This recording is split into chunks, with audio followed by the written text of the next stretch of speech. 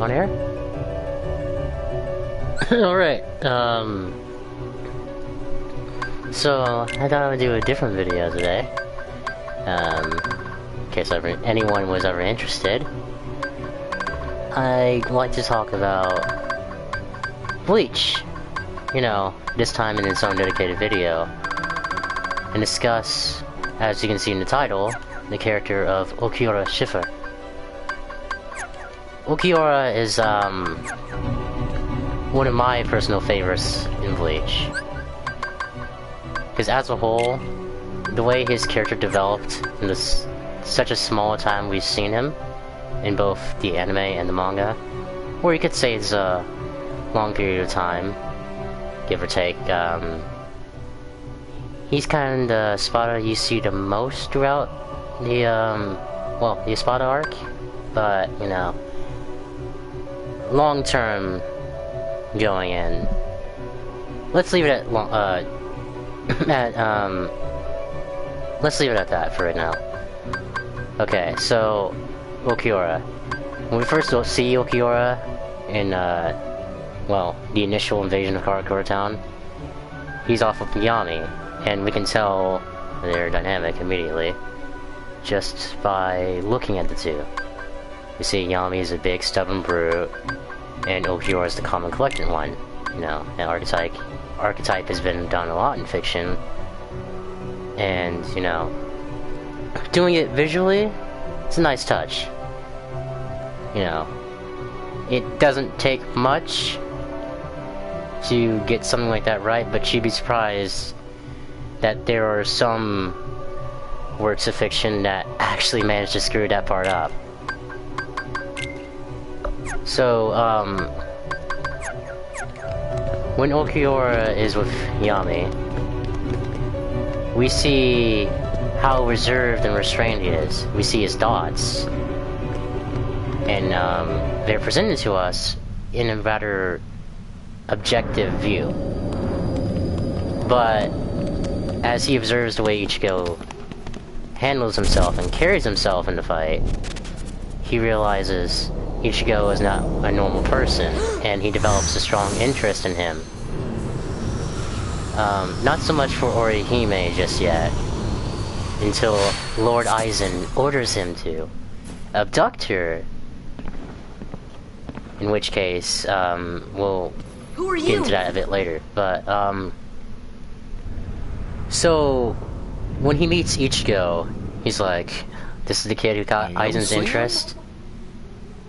He was so disinterested in Ichigo, he considered him, a cricket.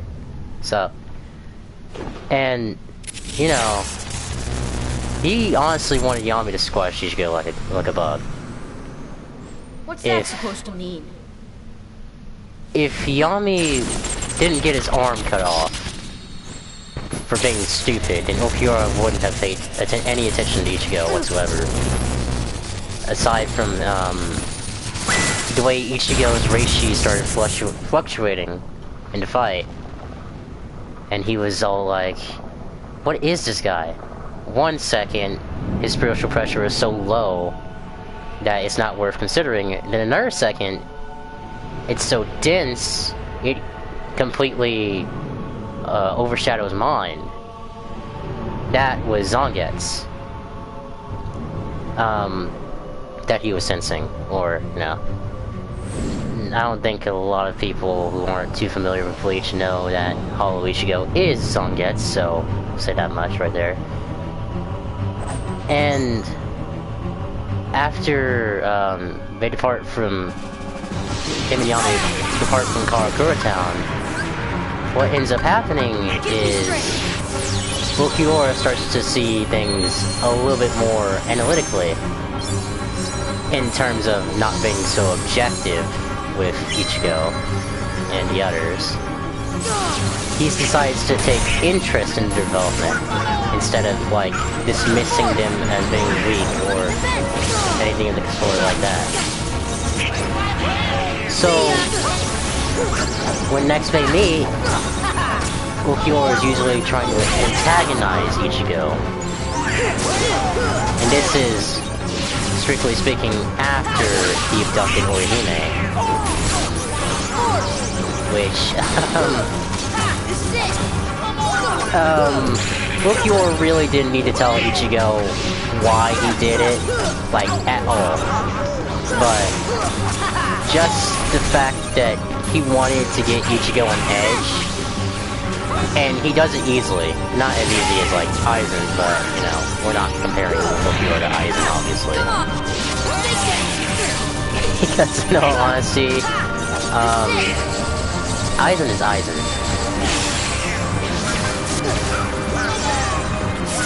So, let's not go there. But, let's do note the way Ulquiorra addressed Ichigo. And it wasn't such a way where he was thinking, oh, this creature, this human, is so utterly wasteful in terms of existence. I don't know, it sounds a little scatterbrained right now, but, you know, give me a moment to construct my thoughts. So, when, let's see. I'm debating talking about Orihime right now. Because in all honesty, I feel like it's a bit too honest what her impact with Ichigo was, or with Ulquiorra was. Because, you know, Orihime and Ichigo together really makes Ulquiorra the character that he is. I know that may not sound like much, because a lot of people don't like Orihime. But, you know, it definitely isn't an understatement to say that Orihime does a lot for the two characters. She drives Ichigo to learn control, and she drives Ulquiorra to learn understanding. And, over the course of the game, however... I said game. Here we are. 7 minutes in, and I'm talking about games. Alright. Alright, so over the course of the latter half of the Espada arc, I'm just gonna... You know what am I doing? It would just be a distraction right now. Over the course of the Espada arc, we're in, this is the latter half when Orihime was kidnapped. Or the events after, I should say. Let me touch back up on that again. So, when he first sees Orihime, he, not the first time he sees her, what am I talking about?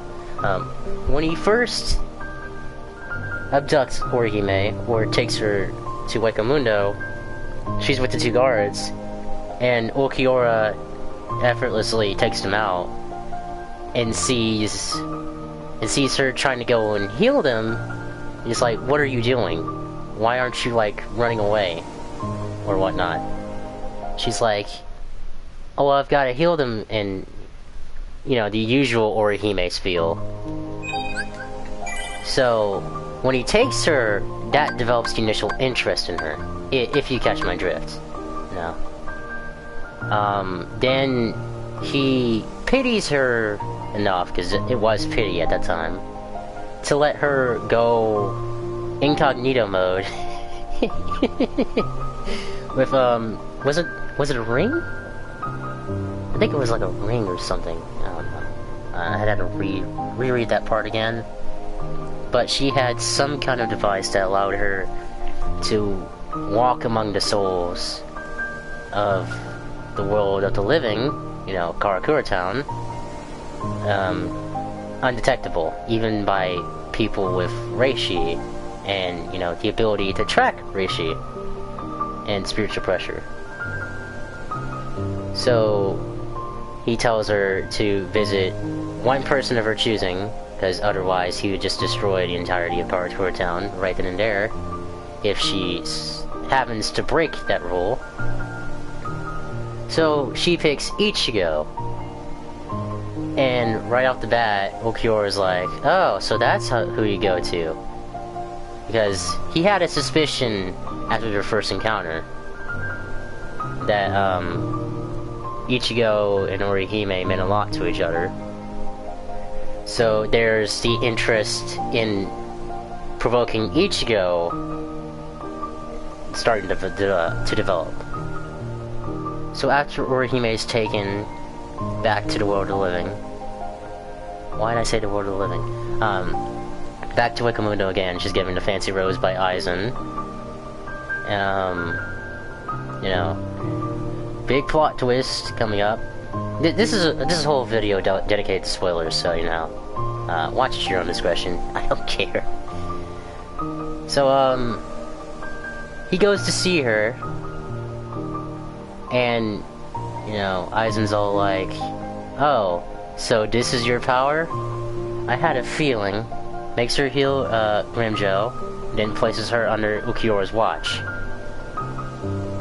Ulquiorra the whole time, because you know this was right before everybody was gonna depart to fake Karakura Town to deal with the captains, even though like the whole Espada arc was basically a trap, and then another trap that both sides played against each other. The only thing is, you know, if Aizen wasn't Aizen during that arc, then, you know, perhaps the Soul Reapers would have, you know, won?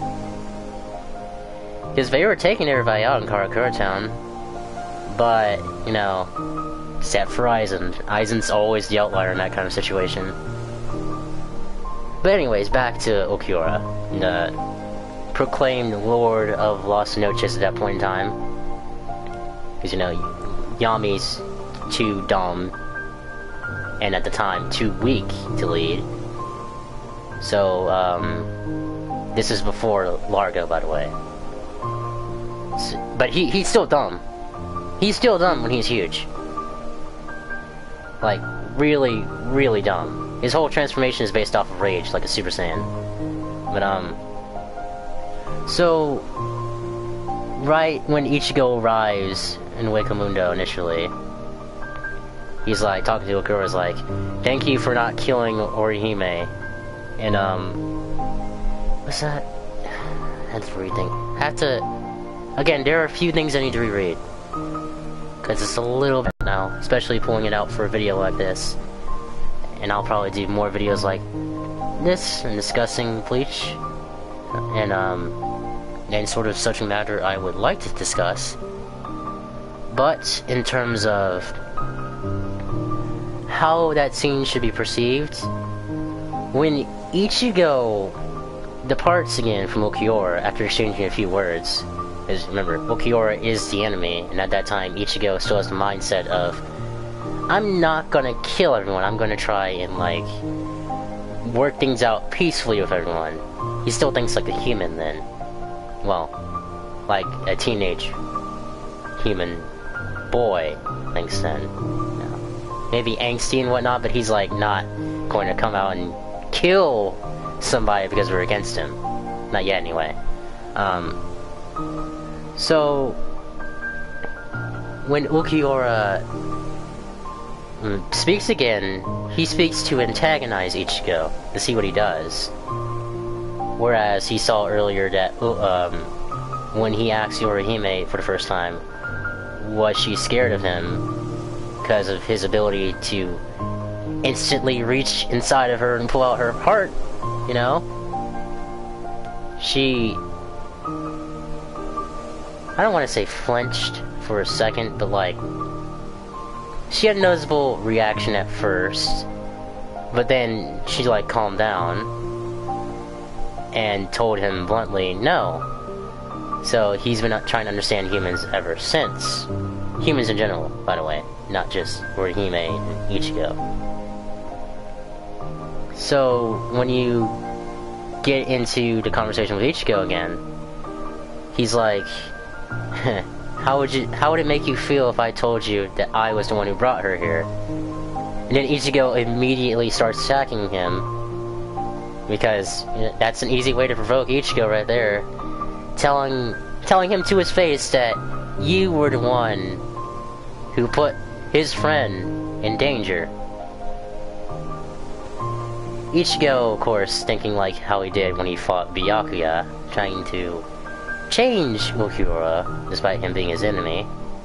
But Ulquiorra was dead set on killing Ichigo, and that's obvious, because you see the battle ensues, and then Ulquiorra shoots a Zero right through Ichigo for the first time. The very first time. And Ichigo dies. For the first time. Pretty sure. He tosses Ichigo out like trash after he's done.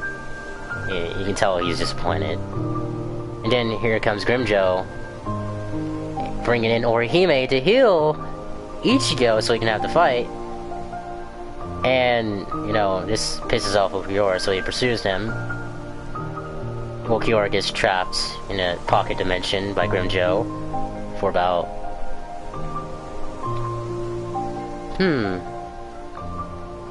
around 30 minutes, I'm pretty sure.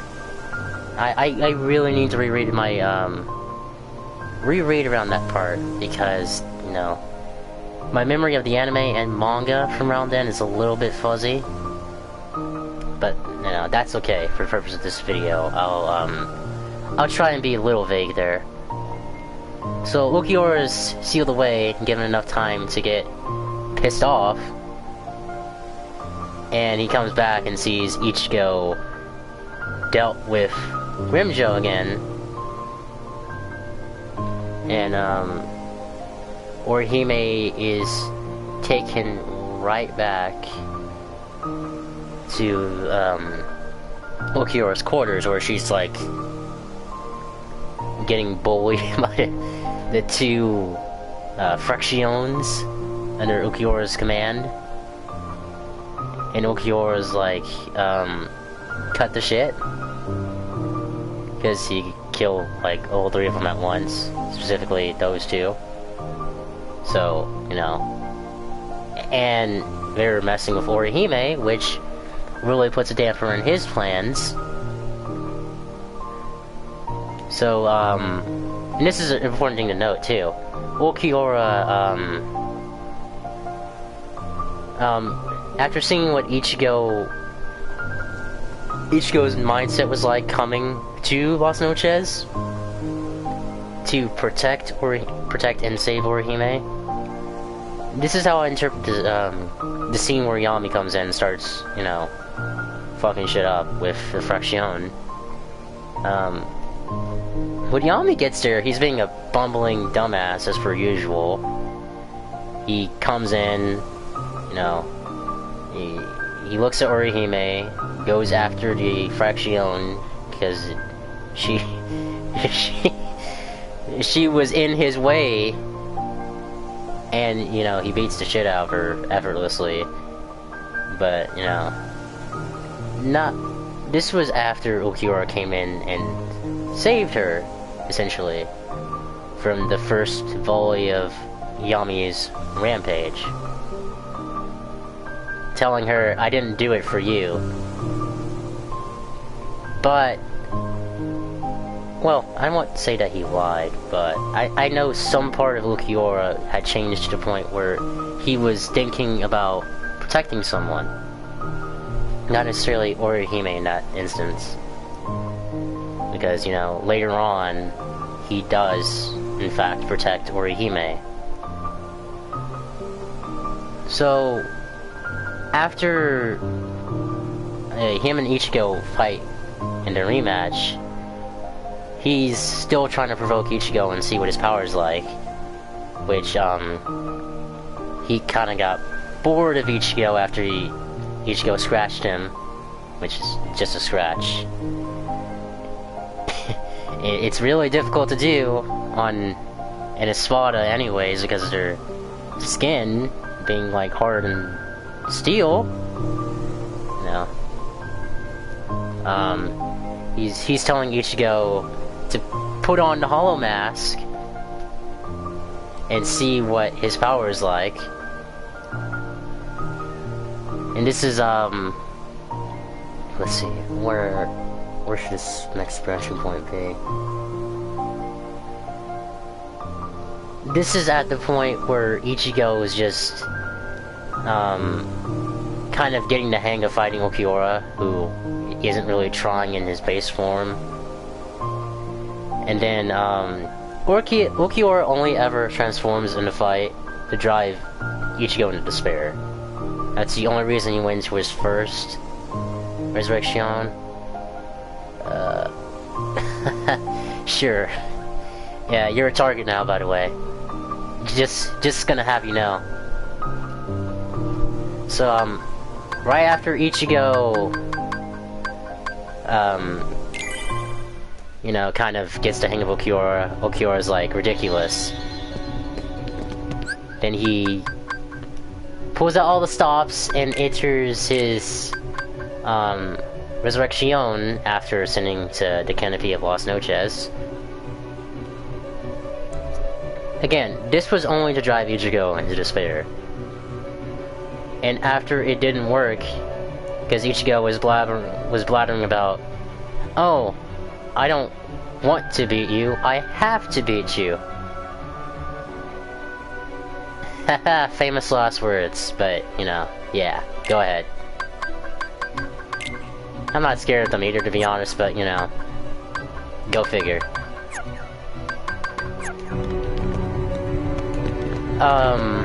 Where was I? So, after he transforms,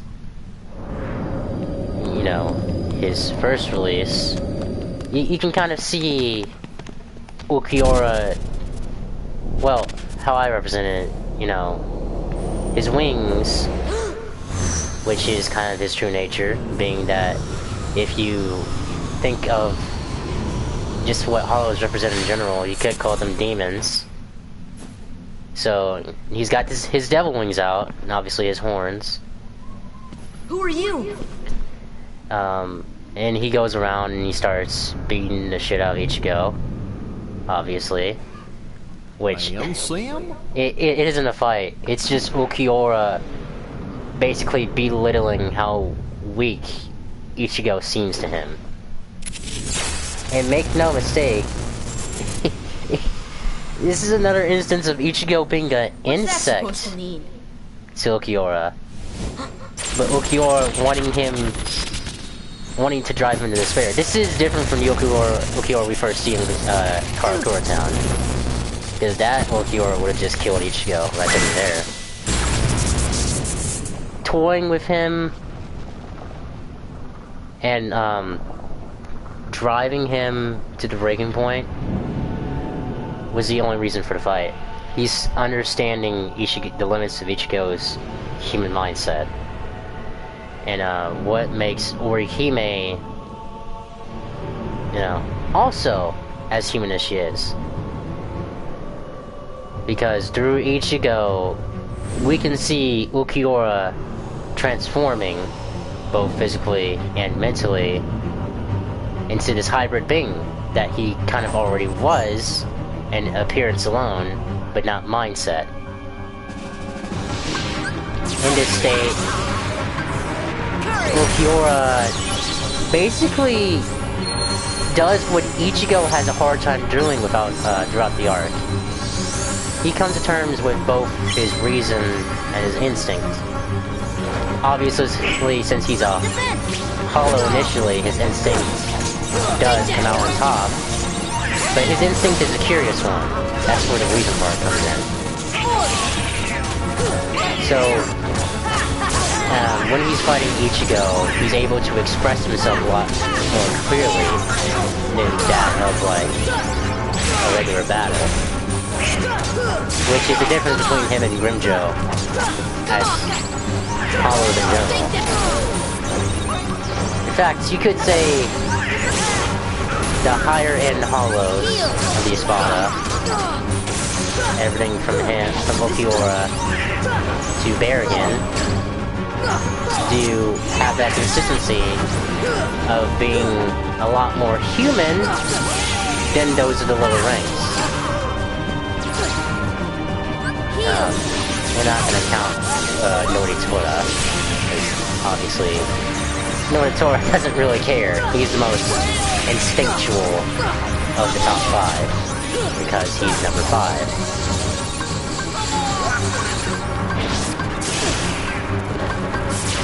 And, you know, the thing is, with comparing Ulquiorra to the other Spada, you can't really say the others develop as much as him. Because again, there's a problem with screen time. And, well, for the sake of this argument, we're not counting the light novels or the rushed ending of the manga. But, you know, we are counting what happens in the actual arc.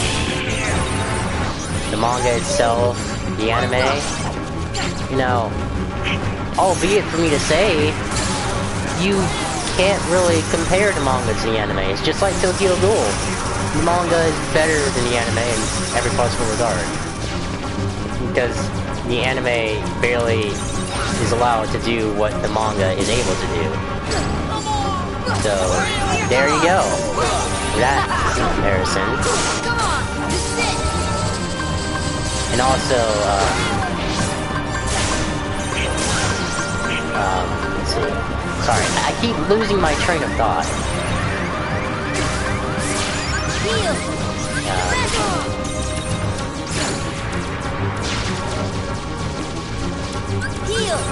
Let's see.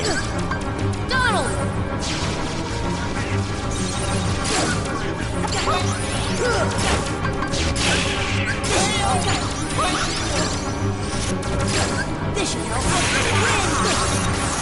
And I can't really not focus on either this nor my discussion.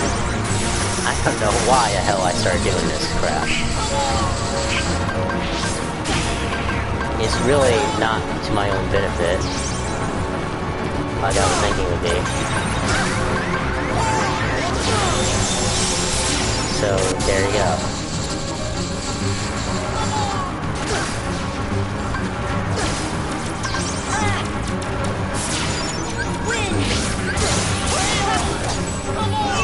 Okay.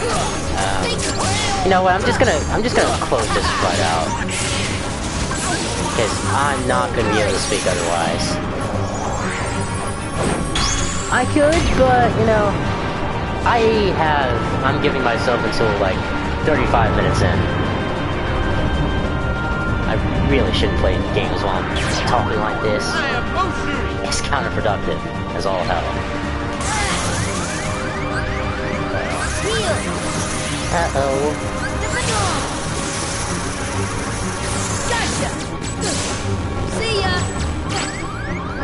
Heal! Heal!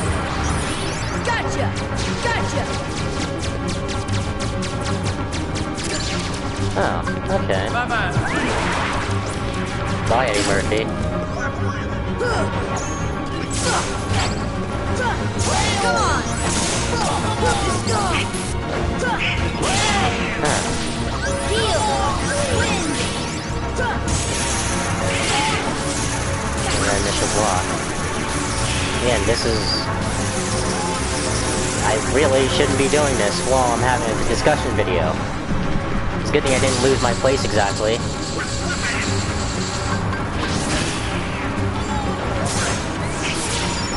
Okay. Here! Defense!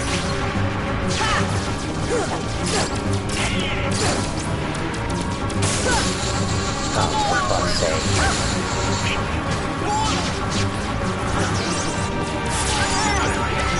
Sorry, I sound a little bit annoyed right now. This is it! I honestly can't really help it.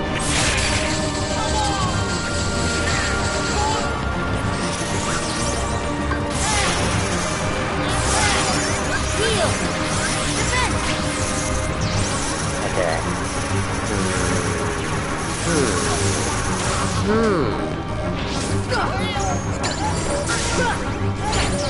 That's it!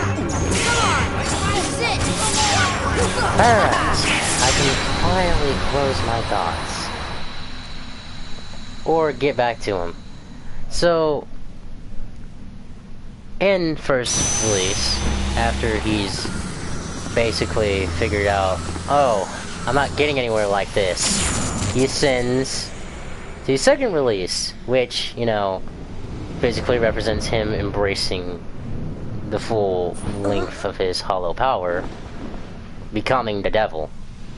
If, you know, his first release was the demon, was like him. What are you talking about? Just looking like the devil. Second release is him becoming the devil.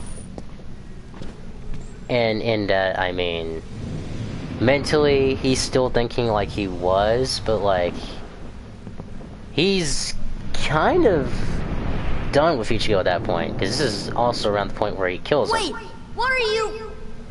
Well, kills him for the second time, but we all know Ichigo just gets back after every time he's shot through the heart. Finish that on your own time. I don't do that kind of charity.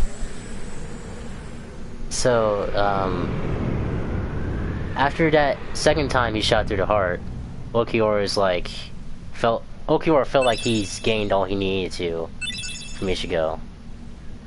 So he just tosses him away and starts fighting Uryu to the point where Orihime breaks down. Orihime, another subject matter revolving around Ulquiorra. The way Orihime pertains to Ulquiorra in that scenario, Ulquiorra is trying to see if she fears him again, but he can't really get to her because Uryu is in the way. The reason why Ulquiorra in that instance was trying to get to her anyways is because he was like, I just killed your savior, your hero, your love, because no, it's obvious at that point that when she confessed that she was in love with Ichigo. I mean, come on, who doesn't love strawberries? I'll let that one sink in, because that was terrible. Okay, so this is the point where Orihime's mental breakdown happens, and is the point where, well, this is where all three of the characters ascend.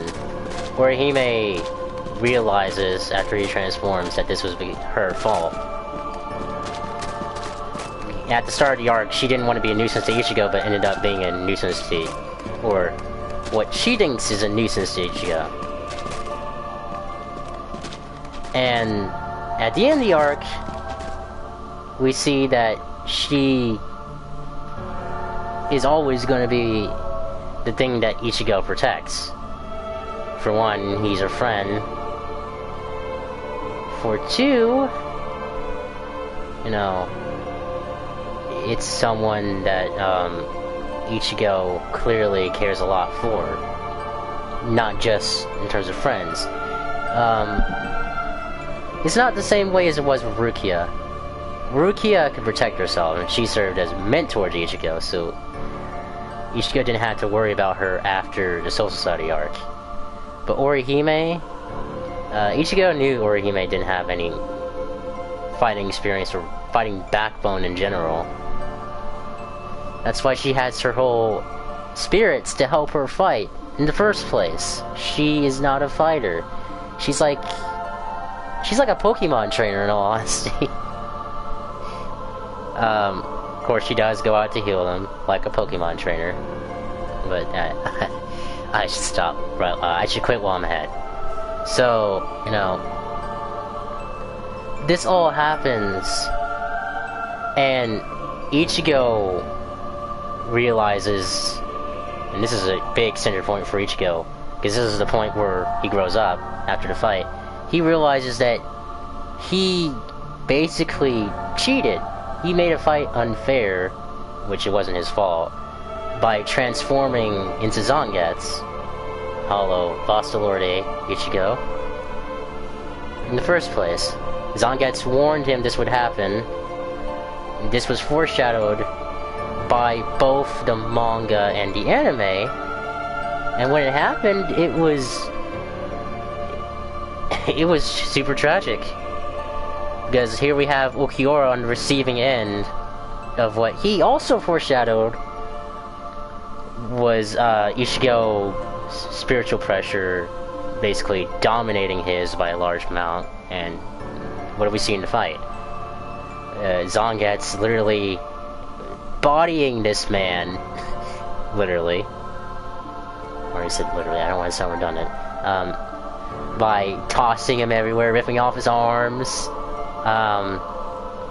you know, actually destroying his organs and vaporizing his arm and leg. Again, I swear, he's got like an obsession with arms. Because he even threw Ulquiorra's own arm at him. Which, there's some symbolism there, but I don't think now is the time to talk about that. See, Ulquiorra realizes that there's no point in fighting anymore. He doesn't care that he's going to die. After he puts the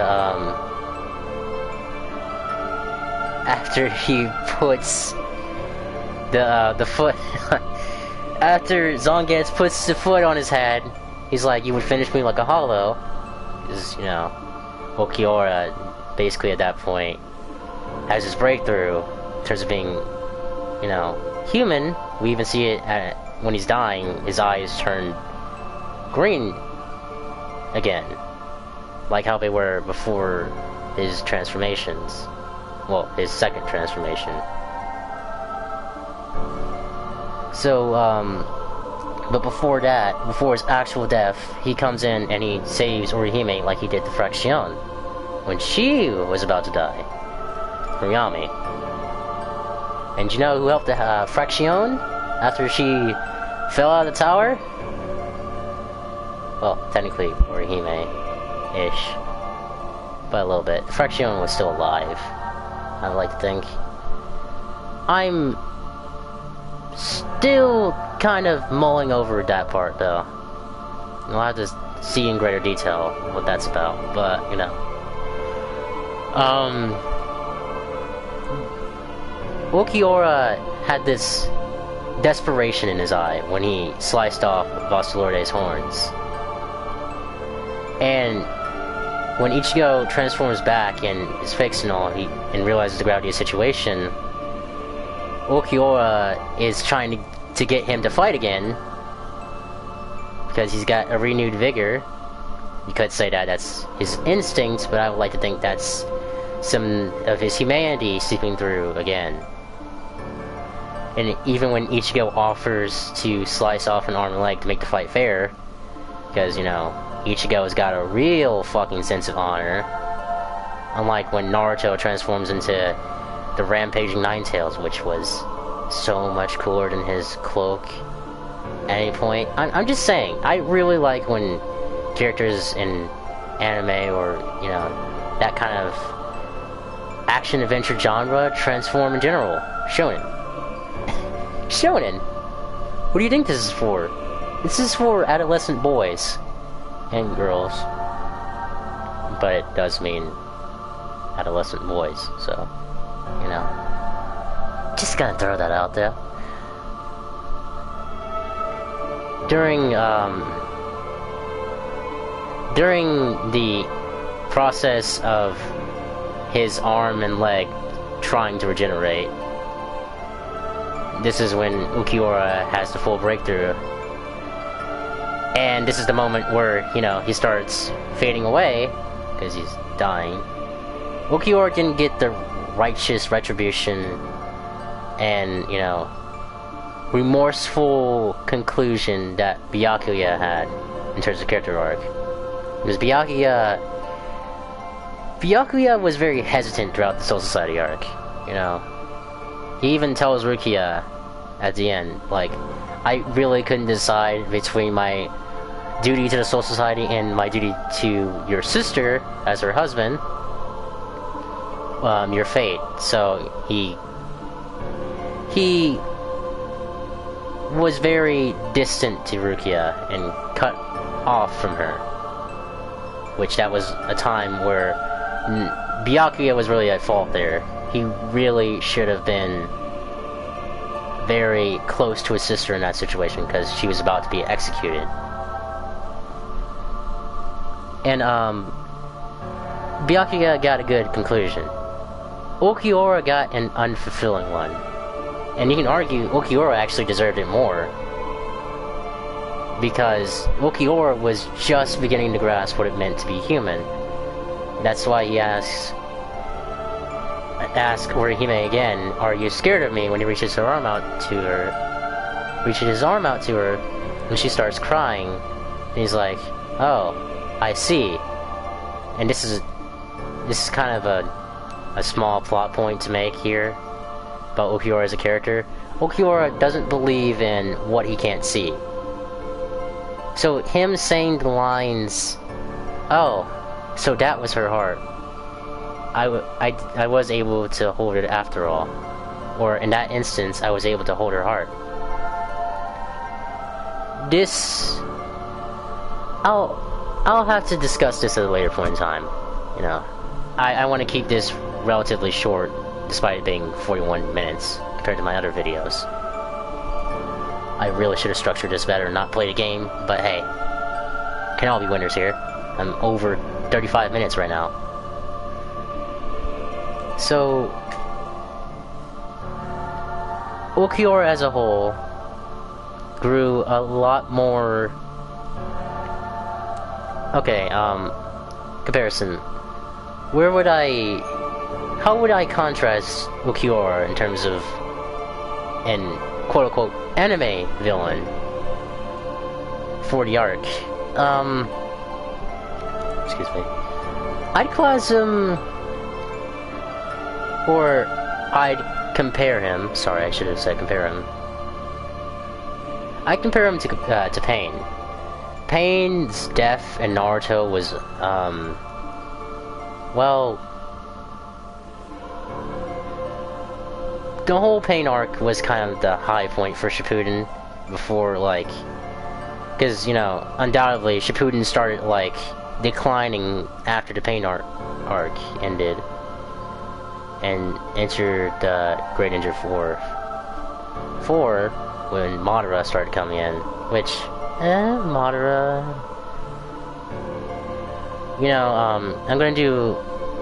I'm gonna discuss Madara in a future video when I also discuss Aizen, because, you know, you kinda do need to discuss those two hand in hand to really get the full picture.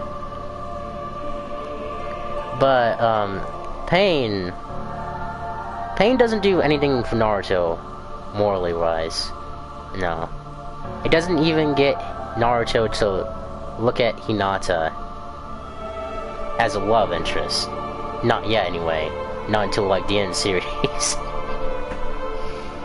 Even then,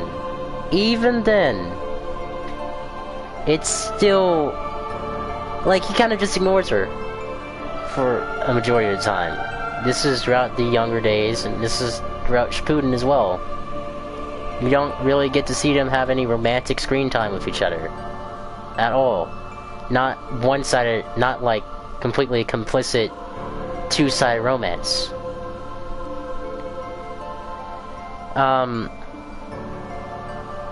Pain, after he died, and, you know, not counting the stupid reanimation by it, with Konohamaru, Pain really only was there to serve as Naruto's link to his parents' past, and even Jiraiya's past to an extent, and learn from both. And even make friends with, I actually forgot this dude's... Nagito. Damn. Oh well, I'm not really that much of a fan of the Pain arc anyways. So, made friends with Nagito and Konan. They betrayed Akatsuki and they both died. The end. Ulquiorra, when he died, Ulquiorra was essentially the thing that made Ichigo a man.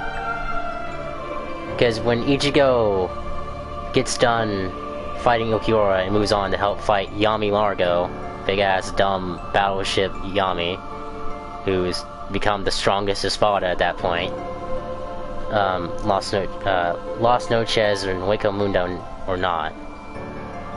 Sup? So, he goes in, Rukia notices that his mask is different, A. B, Ichigo has the look of someone who's resolute, not hesitant, for he's determined to kill Aizen instead of defeating him. Big shocker. Actually, it is a big shocker. Ichigo has never really been interested in killing anyone in the series up to that point, except for Aizen, because he has to kill Aizen. Thank you, Ulquiorra! If our boy Ichigo didn't have balls before then, he definitely had balls after. And there you go. That was my messy analysis of Ulquiorra Schiffer. Eventually, I will get better at these because Ulquiorra, I just wanted to talk about him. I'm still rereading that part of Bleach anyways, so I wasn't really going in too narrowly as I was vaguely, because A, you really should enjoy Ulquiorra as a character by yourself, not by someone else telling you to. B, I really wanted to talk about Ulquiorra, so there you go. I'll do more next time, I believe. Ichigo's already been talked about by James Henson. Go check that video out if you want. I could touch up on him someday, but I don't see it in the foreseeable future because it's not necessary. Especially not right now. No, I'm not gonna be the thing that brings people into Bleach. And I'm only recommending Bleach, not telling you, you have to watch Bleach!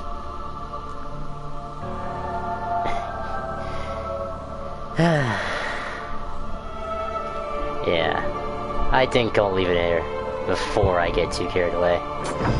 See you guys next time!